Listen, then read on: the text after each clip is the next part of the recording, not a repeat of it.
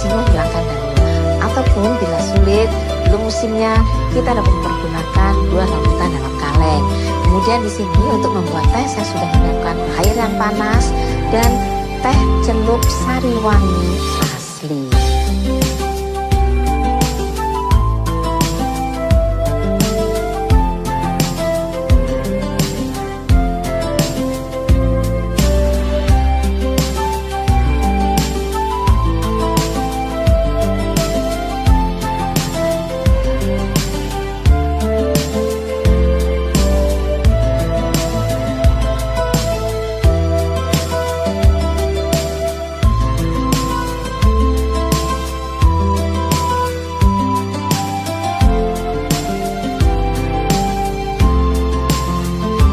Bagaimana pemirsa? Mudah bukan untuk membuatnya?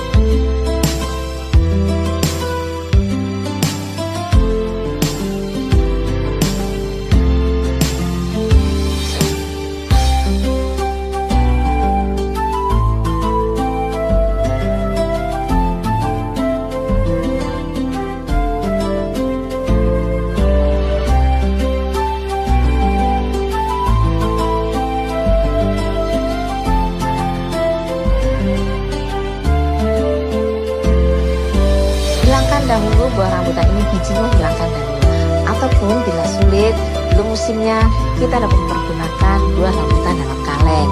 Kemudian di sini untuk membuat teh saya sudah menyiapkan air yang panas dan teh celup sari wangi asli.